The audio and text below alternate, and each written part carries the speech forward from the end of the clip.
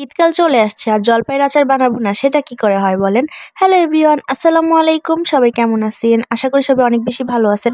আজকে থাকবে অনেক সুন্দর একটা রেসিপি, সেটা হলো জলপাইয়ের আচার। খুব সহজে কিভাবে জলপাইয়ের আচার বানানো যায়।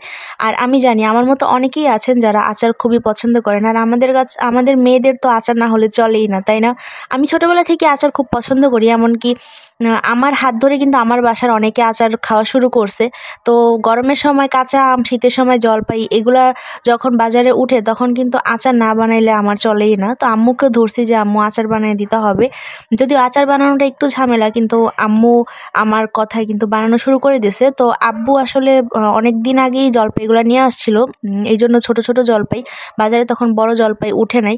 তো আম্মু এগুলাকে ধুয়ে কেটে এখন সিদ্ধ বসায় দিল। আর কিছু দেশি রসুনও থেতো করে নিচ্ছিল, এগুলার আচারের মধ্যে দিবে। তো এই তো এখানে আমাদের জলপাইগুলো কিন্তু সিদ্ধ হয়ে গেছে।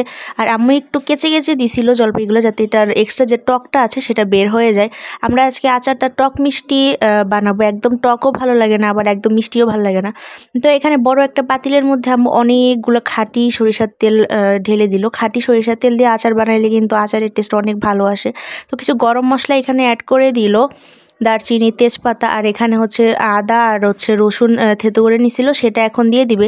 দিয়ে তেলের সাথে একটু ভেজে নিবে। তো আম্মু এখানে পরিমাণ মতো আদা আর রসুনটা দিয়ে দিল।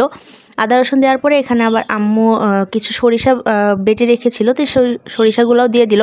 সরিষাটা দিলে আচারটা অনেক দিন ধরে ভালো থাকে, আর একটা স্পাইসি একটা ফ্লেভার আসে, আর অনেক মজা লাগে। তো সব কিছু দিয়ে এখন আম্মু সরিষা বাটাটা দিয়ে এখন ভালো মতো এটাকে তেলের সাথে ভেজে নিবে। মশলাটা ভালো মতো ভাজতে হবে, ভালো মতো না ভাজলে আচারটা নষ্ট হয়ে যাবে, যেহেতু এটা অনেক দিন সংরক্ষণ করার একটা বিষয় থাকে। তো এখানে আম্মু আবার হলুদের গুঁড়া দিয়ে দিল পরিমাণ মতো, একটু কালারের জন্য, না হলে আচারটা একটু ফ্যাকাশে ফ্যাকাশে লাগে।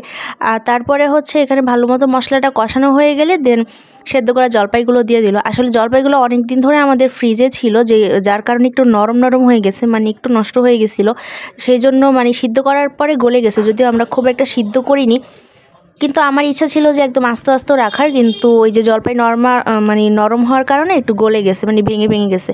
তো আম্মু এখানে জলপাইটা দেওয়ার পর একটু নাড়াচাড়া করে এখন পরিমাণ মতো চিনি দিয়ে দিল। চিনিটাই মেন। চিনি দিয়ে এখন নাড়াচাড়া করে নিচ্ছে। চিনিটা ভালো মতো আচারটার সাথে মিক্স করতে হবে। মিক্স করা হয়ে গেলে দেন এখানে আচারের যে মেইন যে উপকরণ সেটা রেডি করতেছে। এখানে এই যে পাঁচফোড়ন আর শুকনা মরিচ অনেকগুলা ভেজে নিল।